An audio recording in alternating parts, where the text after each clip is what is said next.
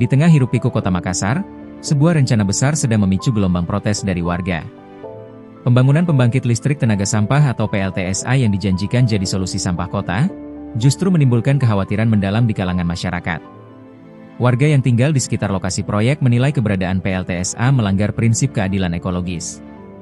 Mereka menolak pembangunan yang justru akan berdampak buruk pada lingkungan, udara yang tercemar hingga potensi pencemaran air bersih yang menjadi sumber kehidupan sehari-hari. Pembangkit listrik tenaga sampah atau PLTSA adalah teknologi pembangkit listrik yang menggunakan sampah sebagai bahan bakar utama. Sampah yang berasal dari limbah organik dan anorganik dibakar dengan teknologi ramah lingkungan untuk menghasilkan panas. Panas tersebut digunakan untuk memanaskan air di dalam boiler sehingga menghasilkan uap yang menggerakkan turbin dan generator untuk memproduksi listrik. PLTSA berperan ganda sebagai solusi pengelolaan sampah sekaligus penyedia energi terbarukan, membantu mengurangi volume sampah di tempat pembuangan akhir dan mendukung pemenuhan kebutuhan listrik yang ramah lingkungan.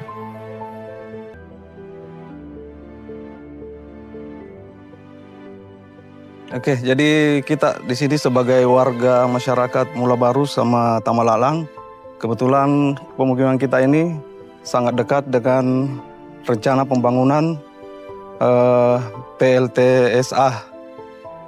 Jadi dampaknya untuk kita semua ini, kita takut untuk masalah kesehatan, terus kebisingan, dan dampak-dampak yang lain ke warga sekitar. Jadi kita sebagai warga sebenarnya tidak menolak dengan PLTSA yang menjadi proyek nasional. Yang kita tolak itu lokasinya yang dekat dengan pemukiman yang ada di kampung kami. Teman to nak ko setuju ne masalah naman ne. Napan raking asin rin anu masyarakat kapuna. Kamaya anak cucu. Rasaya. Rasaya salam penanjari kan napan sat raya. Teman to na cucu nan ne. Tenan ko setuju Pak. Sanggay na tahu mati. Kalau saat anggapan ko Pak, pokoknya semua warga tidak ada yang terima Pak, karena nampak dampaknya itu banyak penyakit, bisa pokoknya di tahu semua itu pasti ada dampak yang berbahaya sekali. Apalagi kan dekat sekali Pak, mana sekolah, mana puskesmas, kantor lurah, banyak. Ini perumahan elit di sebelah. Jadi memang wajar kalau ditolak betul-betul pemerintah perhatikan itu Pak, pembangunan PLTSA. Iya. Iya, dekat sekali, satu tembok naik Pak. Satu tembok naik. Jadi harus ditinjau betul-betul, harus pemerintah itu menilai baik-baik, meninjau keselamatan warga di sini. Iya. Saya betul-betul ya tidak mau. Kita ini tua maki. Tapi anak-anak di belakang.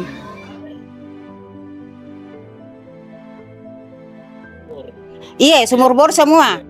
Jadi kalau jadi begitu busuk di air kah?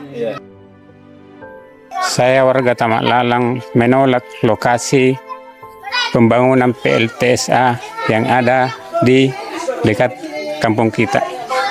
Karena yang ditautkan dampaknya ke depan. Saya menolak keras atas pembangunan PSLT di wilayah kami. Kami perjuangkan untuk anak cucu kami, untuk kedepannya. Tolong Pak Wali Kota dan jajaran ke atas untuk membantu masyarakat kami. Kebetulan rumah saya dekat sekali dengan rencana pembangunan PLTSA. Mungkin sekitar 2 meter dari rumah saya, dekat sekali. Jadi saya yang paling sangat menolak keras tentang adanya pembangunan PLTSA ini. Karena dampak-dampaknya itu sudah sangat jelas, yaitu seperti polusi udara, terus penyakit seperti dapat menyebabkan kanker, dan banyak sekali saya dapat juga dari Google tentang dampak dari PLTSA ini.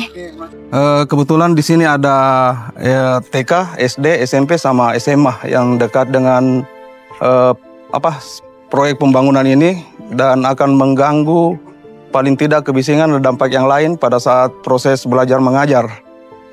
Khususnya untuk anak sekolah yang ada di dekat perusahaan yang akan dibangun PLTSA. Assalamualaikum warahmatullahi wabarakatuh. Saya Dimas Praditya Sutiawan selaku Ketua OSIS SMA Negeri Makassar. Di sini saya memberikan tanggapan mengenai pembangunan PLTSA atau pembangkit listrik tenaga sampah yang ada di daerah sekitar sekolah saya. Tanggapan saya mengenai PLTSA tersebut, yang pertama, saya menolak keras adanya pembangunan tersebut. Kenapa? Karena akan mengganggu area pembelajaran, apalagi khususnya di sekolah saya.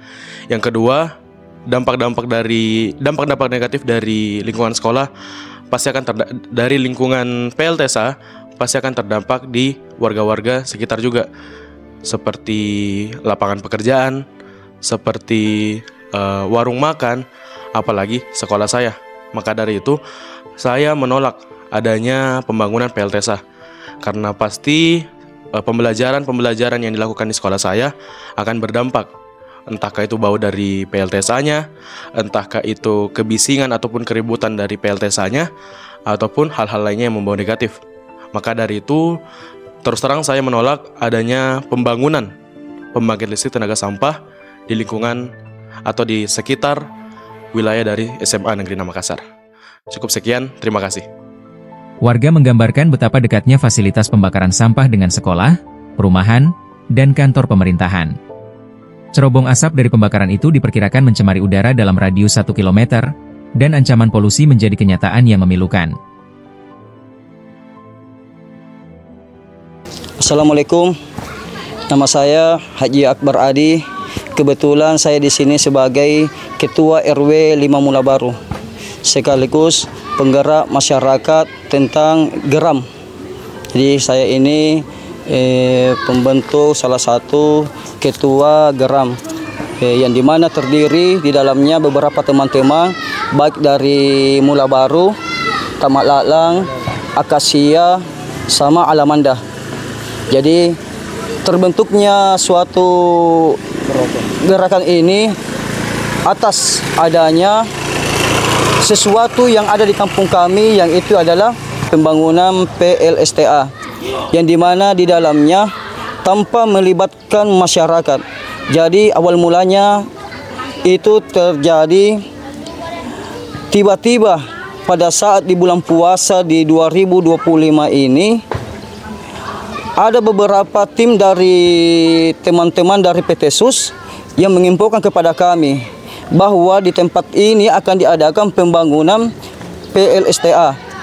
Jadi kami sebagai warga kaget, kami tidak tahu menahu tentang adanya pembangunan ini.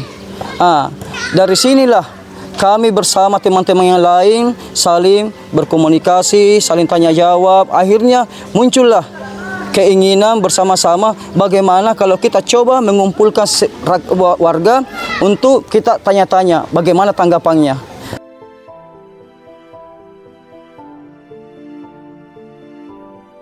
Mengenai untuk dampak-dampaknya itu, sekarang kan sudah banyak kita bisa lihat di media-media sosial.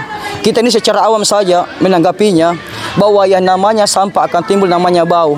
Apalagi prosesnya nanti pembakarannya atau bagaimana akan menimbulkan suatu polusi. Walaupun mereka menyatakan bahwa ini sangat aman, tapi itu tidak ada jaminan buat kami. Ya, jadi banyak sekali dampak-dampak yang kami khawatirkan, terutama bahayanya, kebakarannya, bisingnya, yang terjadi kepada nanti penyerapan air, segala macam. Banyak sekali kekhawatiran kami.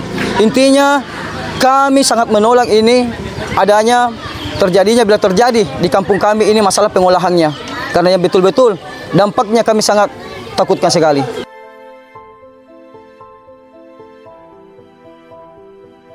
Alhamdulillah, terima kasih kepada tim dari Kabar Makassar ya.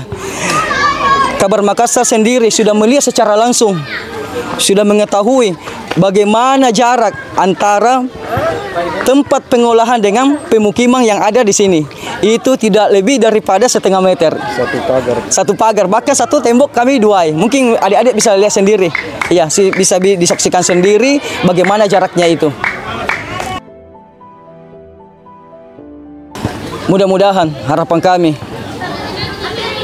kami tahu bahwa pemerintah itu tidak sewena-wena untuk melangkah sesuatu, apalagi adanya yang terjadi baru-baru ini, di mana bila mana kepuasan masyarakat, apalagi diambil hak-haknya, bisa jadi ada tindakan-tindakan atau langkah-langkah yang kami tempuh. Jadi harapan kami semoga pemerintah betul-betul bisa menilai dan melihat secara langsung dan bisa mendukung membela masyarakat. Iya. Jadi itu harapan kami kepada pemerintah, mudah-mudahan ada langkah yang bisa diambil untuk semoga pembangunan ini tidak terjadi di kampung kami. Dan kami yakin, apalagi wali kota kita lihat ini, dia betul-betul pro kepada rakyatnya. Mudah-mudahan itu bisa menjadi suatu dukungan buat kami. Mungkin itu, Pak. Sementara itu, anggota DPRD Kota Makassar, Nasir Rurung, menyuarakan kritik keras atas proses pemilihan lokasi PLTSA yang dinilai tidak transparan dan melanggar aturan. Menurutnya, proyek sempat digeser dari lokasi awal ke tempat saat ini tanpa kajian lingkungan dan perubahan aturan yang memadai. Kami sangat mendukung program pemerintah menghadirkan proyek energi listrik yang bahan bakunya dari sampah. Sangat mendukung. Yang kami kurang memahami bahwa pemerintah kota telah merencanakan sedemikian rupa, bahkan segala bentuk aturan-aturan sudah ada tempatnya, yaitu di Taman Ngapa di sana, TP Antang. Tiba-tiba tanpa kajian yang jelas, tanpa aturan yang jelas, dipindahkan. PSA melalui Perpres 35 tahun 2018, sebenarnya kami sudah dari dulu menolak terkait rencana ini. Mengapa kami menolak? Sebenarnya kembali lagi, kalau kami dari Walhi melihat masalah sampah memang penting untuk diatasi. Tapi sampah di Makassar bisa dibilang belum siap untuk masuk di ranah mengubah sampah menjadi energi. Mengapa demikian? Karena Makassar punya sebenarnya ada banyak jalan selain dapat dibakar. Salah satunya masih bisa diolah sampai, karena kan sampah di Makassar itu kalau tidak salah 1.300 ton per hari. Nah, sedangkan komposisi sampah di Makassar itu lebih dari 65-67% itu masih terdiri dari sampah organik. Nah, kalau ini 65% akan dibakar, tentu itu tidak akan efisien, tidak akan efektif. Nah, itu butuh banyak energi dan butuh banyak biaya supaya bisa menjadi energi. Sehingga kami melihat rencana PLTSA di Makassar ini berdasarkan kajian teknisnya itu sangat ambisius. Sedangkan kita melihatnya secara pesimis. Nah, kalau kita melihat secara pesimis, rencana 26 MW listrik dibangkitkan melalui PLTSA ini, dia bisa dibilang sangat-sangat nihil karena sampahnya tidak masih didominasi dengan sampah basah dan itu tidak cocok untuk dibakar. Nah, kalau kami awalnya justru mendorong yang namanya pengolahan sampah berbasis rumah tangga. Kenapa rumah tangga? Karena sampah organik, kalau sampah organiknya bisa dikelola dengan baik, 65% itu, maka tersisa sekitar 35% sampah yang akan dikirim di Antang, dan itu masih bisa didaur ulang. Nah, kalau itu dikelola dengan baik melalui misalnya magot atau bikin pupuk organik, itu masih bisa dimanfaatkan, dan PLTSA bukanlah solusi sebenarnya.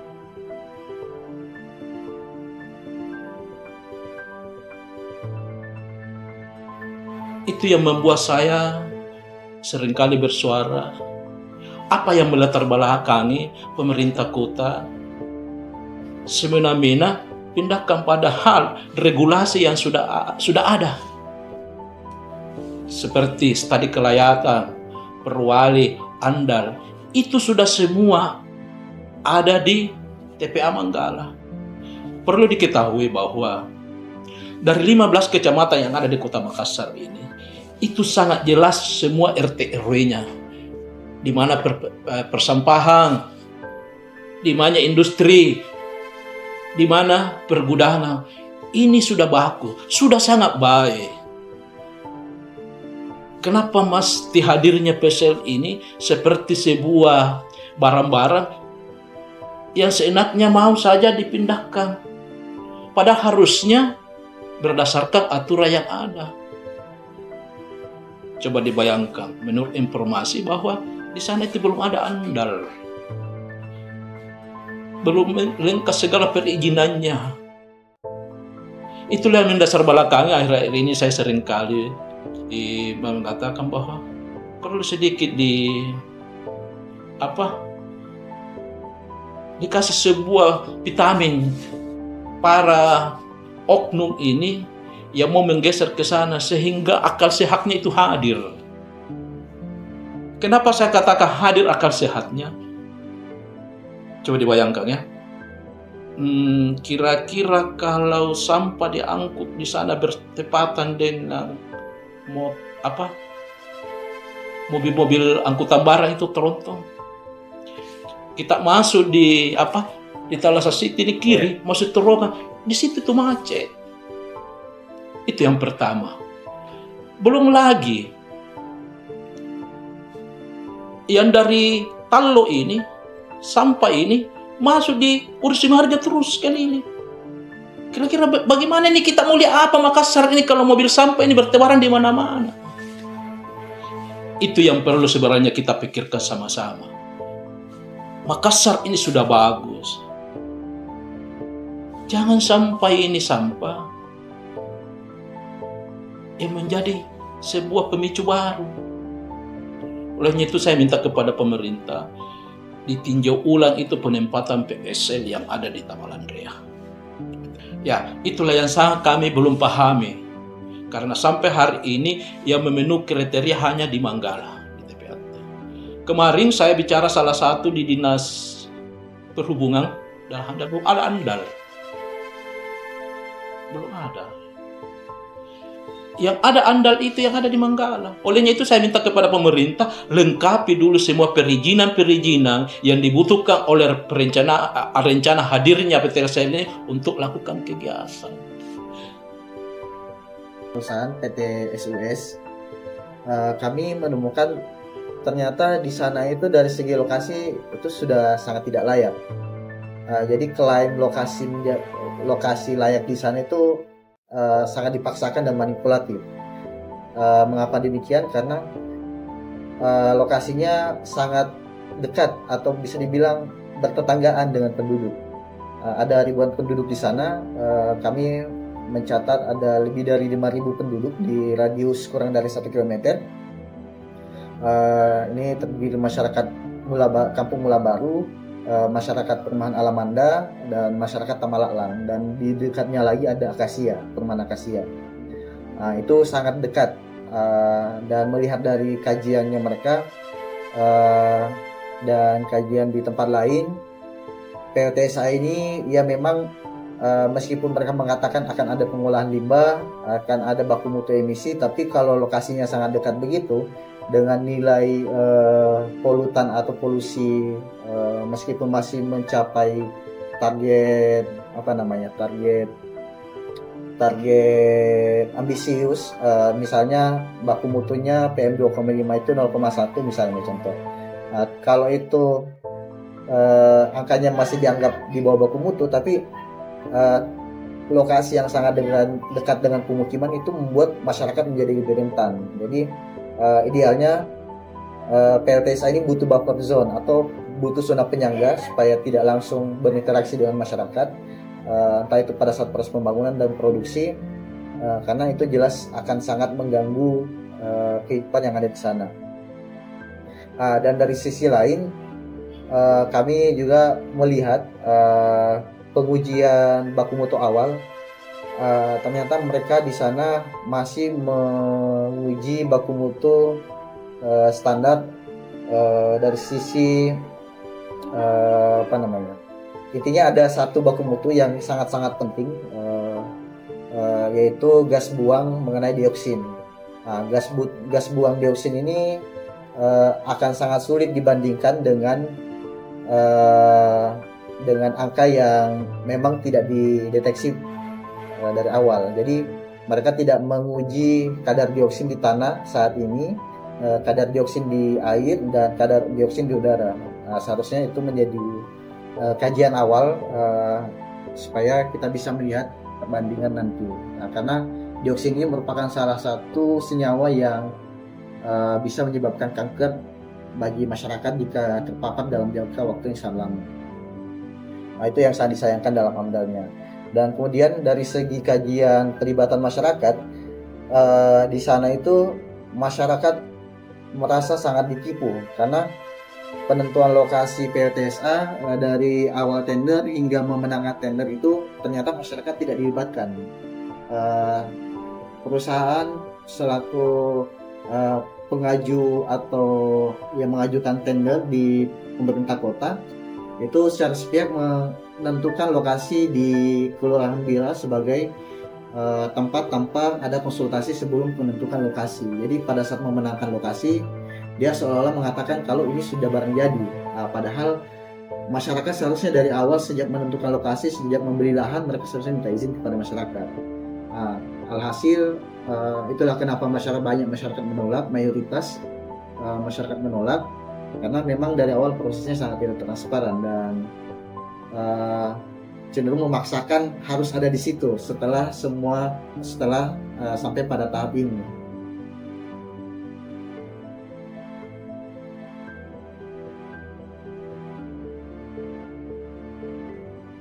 Salah satu yang saya katakan, kira-kira kalau 500 sampai 600 trek tiap hari yang melaju ke Antang, ke Tamalan Rea lewat Perintis Kemerdekaan Instalasi itu seperti apa kita rasakan. Saat ini boleh kita rasakan, khususnya orang yang pernah mungkin melakukan perjalanan pas ada di belakang trek itu, baunya itu luar biasa. Coba bayangkan kalau misalnya tiap hari ini lalu lintas persampahan lewat di Perintis Kemerdekaan, adik-adik kita, mahasiswa kita, kira-kira bagaimana nantinya ini kalau itu yang terjadi? Dampak yang ditimbulkan, baunya itu seperti apa? Maka sekali lagi saya mau katakan, dari 15 kecamatan ini sudah jelas sekali peruntukannya masing-masing. Bahwa di sini persampahan, di sini pergudangan, di sini industri. Jadi soal persampahan harusnya memang sudah ditempatkan karena itu melalui kajian. Jangan lagi dikirim kemana, janganlah lagi buat ruang-ruang persampahan yang baru. Perlu ditahu Pak, dulu sampah saat ada di Macinisan ada sekitarnya, di Tamangapa itu tidak ada payabu di sana.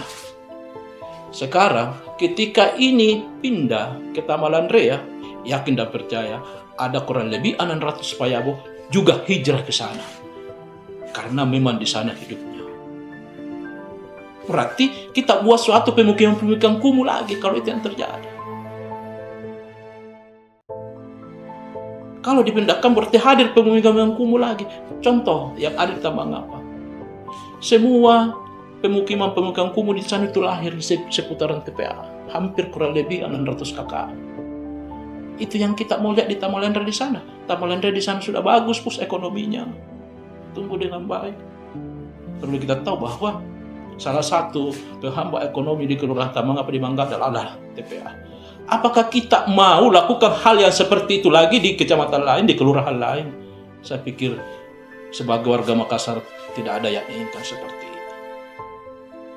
Salah satu dampak yang ditimbulkan adalah baunya. Dan lalu lintas persampahan itu cukup merasakan. Salah satu contoh saya mau katakan dampak yang ditimbulkan di Tamangapa saja ini, karena ada persoalan di lahan TPA ini, ketika hujan itu sampai 1 sampai 2 kilometer terjadi kemacetan. Nah, kira-kira coba bayangkan kalau misalnya di sekitaran Tamalan Rea itu terjadi kemacetan seperti apa? Ayo kita sama pikirkan. Seperti apa kalau sampah macet di tengah-tengah kota? Sampah sering macet di Tamangapa sana. Jadi kalau bicara apa solusinya, ya harusnya dipertimbangkan baik-baik, jangan sampai terjadi, karena pasti terjadi pencemaran kalau tidak ditangani secara baik. Salah satu contoh pencemaran ditimbulkan tadi saya katakan bahwa di Taman Ngapa ini ada lahan persawahan di sana kurang lebih 30 hektar tidak efektif, padahal tadinya efektif. Air tawar yang ada dulu dikonsumsi oleh masyarakat sekarang nggak bisa. Rawan banjir itu satu, sangat rawan banjir ketika hujan dan ketika musim kemarau sungainya menjadi kering. Jadi di sana itu ada sungai mati namanya, anak Sungai Talo. Perusahaan akan membangun di atas lahan seluas 6,1 hektar. Nah, ini sangat luas dan sebagian lahan yang dibangun itu masih tanah lapang dan mereka akan membangun atau menimbun lahan, menimbun tanah sebanyak 10.000 meter kubik tanah akan ditimbun untuk membuatnya semakin tinggi. Nah, dan ketika itu dilakukan, dia akan secara langsung membendung aliran air yang ada di pemukiman ketika hujan. Itu satu. Dengan tanah setinggi itu, air otomatis akan, kata bentuknya juga bentuk L kalau dia di peta itu, ada pemukiman di atasnya, maka air yang ada di pemukiman ini secara tidak akan mengalir secara langsung. Jadi yang dulu saja sebelum dibangun ini sudah banjir, apalagi kalau sudah dibangun nanti. Itu satu. Dan yang kedua, perusahaan ini akan mengambil air sebanyak 524 meter kubik per hari atau 524.000 liter per hari. Dia akan mengambil air. Sedangkan lokasi di sana dia dari segi perencanaan mereka menargetkan akan mengambil air di anak Sungai Talo, yang mana anak Sungai Talo itu merupakan sungai mati ketika musim kemarau. Dan ketika musim hujan akan banjir. Itu polanya. Jadi kita secara pesimis sudah bisa melihat perusahaan ini bakalan mengambil opsi air lain ketika musim kemarau. Jadi ketika air sungainya kering, teman-teman bisa mengecek sungai jembatan yang ada di Talasa City. Itu airnya kadang kering dan berlumpur dan tidak masuk akal mengambil air sebanyak itu setiap hari. Dan mereka itu harus beroperasi 24 jam. Jadi potensi menggunakan air tanah itu sangat besar. Jadi kalau mereka menggunakan air tanah, maka akan ada yang namanya konflik sumber daya air bagi masyarakat. Ini sekarang saja yang belum ada PLTSA, masyarakat di sana di Alamanda, Mula Baru, Tamalalang itu kadang mengalami kekeringan atau airnya sudah sangat tidak layak untuk kadang digunakan mandi di musim tertentu. Nah, kalau ditambah lagi perusahaan mengambil air di situ, maka masyarakat akan mengalami kekeringan di saat musim hujan, musim kemarau. Dan di sisi lain ketika musim hujan banjir akan semakin parah. Itu yang kedua. Nah, dari segi udara dan suara kebisingan, PLTSA ini dia akan mengalami beberapa fase pembangunan kalau jadi. Di tahun pertama dan tahun kedua itu PLTSA ini dia masa konstruksi pembangunan. Pembangunan ini sangat masif dan sangat besar karena seluas 6 hektar dibangun itu butuh material yang sangat banyak, satu, dan juga aktivitas bongkar muat alatnya itu menghasilkan debu yang sangat tinggi. Jadi masyarakat akan menderita di 2 tahun pertama mengalami debu dan kebisingan pembangunan, dan ketika beroperasi ada yang namanya resiko atau resiko yang sudah pasti ada. Resiko yang sudah pasti ada ini misalnya kayak pada saat maintenance atau mesinnya di filternya di maintenance, maka dia tidak dapat menampung racun atau polusi dengan optimal, atau pada saat mesin baru dinyalakan dan pada saat mesin akan dimatikan. Ini resiko yang sangat tinggi bagi masyarakat karena pada saat itu pula dioksin akan menghasilkan racun yang sangat banyak. Mesin akan menghasilkan dioksin yang sangat banyak. Dioksin ini yang menjadi penyebab kanker di banyak tempat. Kalau ini sampai terjadi, tentu risiko itu pasti ada. Meskipun dia mengatakan ada teknologi, ada filter, ada sesuatu yang canggih lah, tapi yang namanya mesin, yang namanya waktu, pasti akan ada namanya maintenance dan segala macam. Dan itu dengan jarak 1 meter bersampingan tembok, maka masyarakat pasti akan menghadapi kerentanan itu. Nah, itu yang tidak dipikirkan oleh perusahaan dan pemerintah pada saat perencanaan. Ya, kalau soal penolakan masyarakat, saya anggap itu suatu hal yang natural, karena prosesnya memang dari awal tidak sesuai dengan tata perizinan yang baik. Masyarakat hanya dianggap sebagai objek dalam pembangunan ini. Masyarakat hanya dianggap orang yang akan menerima CSR dan akan dipekerjakan di perusahaan ini. Dan itulah kelirunya sebenarnya. Seandainya masyarakat dilihat sebagai penerima manfaat, seharusnya dia menilai basis risiko dulu, tidak langsung bicara soal apa benefit cost atau benefit sosial bagi masyarakat, tapi dia harus melihat dari masalah masyarakat sebagai bagian daripada lingkungan itu. Kalau masyarakat dilibatkan sejak awal atau secara menyeluruh partisipasinya bisa sangat bermakna, tentu tidak akan sampai konflik seperti ini. Kenapa saya bilang begitu? Karena kalau dari awal memang ditanya mau atau tidak, ya seharusnya sebelum penentuan lokasi masyarakat pasti akan menolak dan dia akan pilih tempat lain dan tidak akan menimbulkan konflik di sana.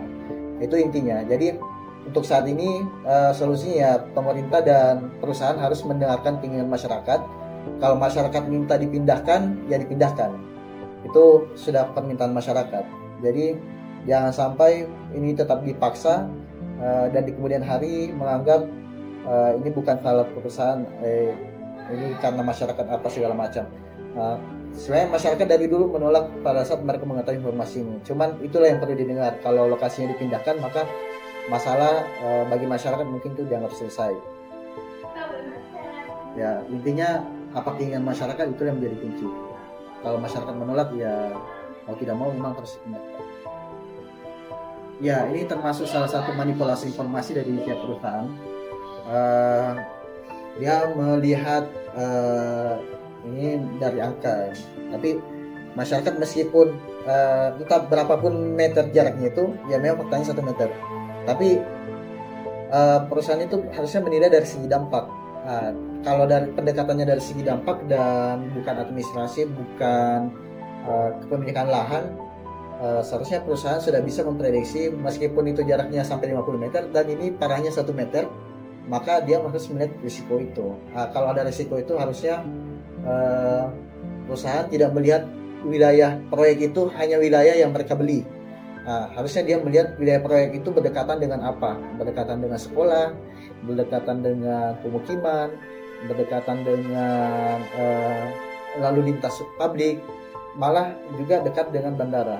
Sedangkan di syarat teknis yang baru dijelaskan Zulkifli Hasan dalam konferensi persnya itu, jaraknya itu tidak boleh dekat dari bandara satu dan jauh dari penduduk, dan yang ketiga tidak ada penolakan. Itu syarat paling utama. Kalau ditolak, saya yakin kedepannya investasi ini tidak akan berjalan dengan baik dan tidak akan menguntungkan siapapun selain daripada perusahaan. Kalau dipaksakan, perusahaan untung, pemerintah kota juga bisa dibilang rugi karena dia akan membayar tipping fee jika pakai skema lama, dan jika pakai skema baru kita tetap rugi karena uang pajak kita akan dipakai untuk membayar biaya sampah untuk dibakar, dan itu sangat tidak efisien secara ekonomi.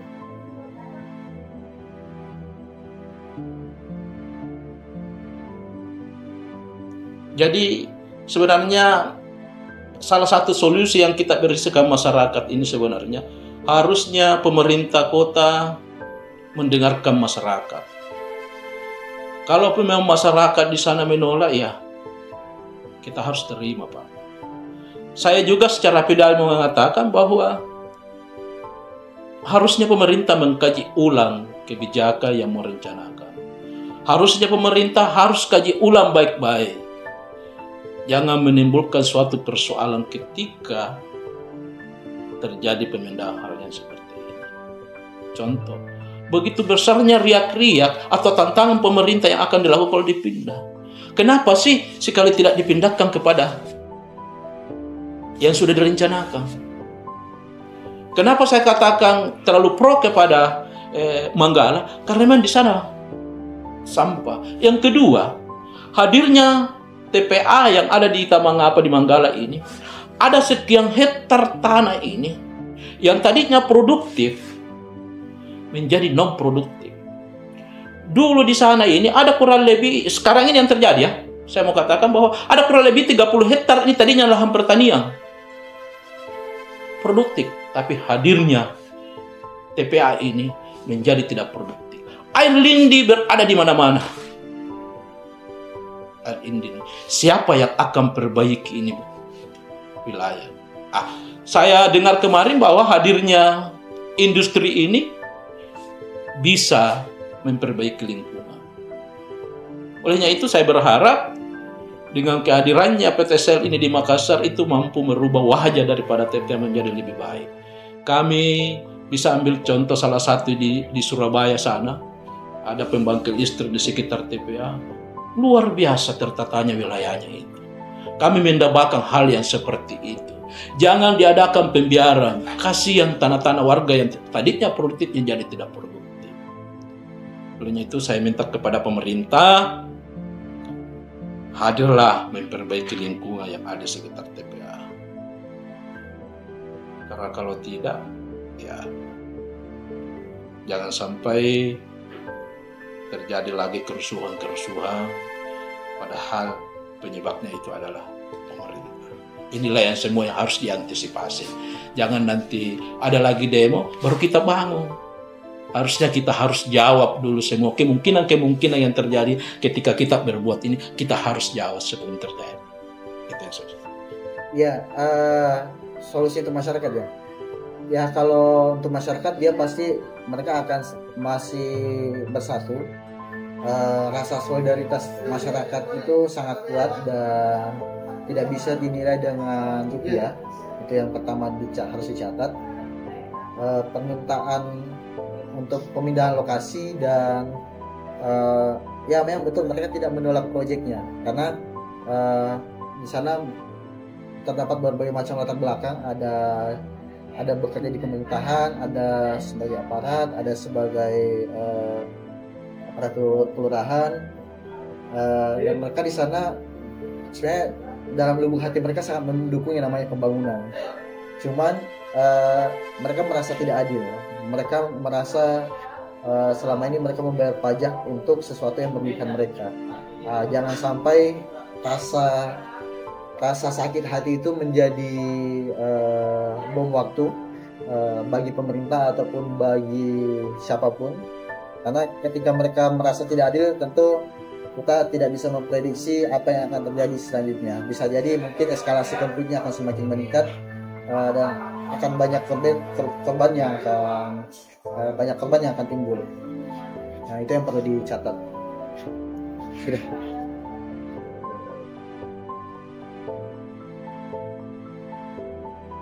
Kisah ini bukan sekadar cerita pembangunan atau penolakan, melainkan pergulatan antara kebutuhan modernisasi dan menjaga hak-hak lingkungan dan keselamatan warga.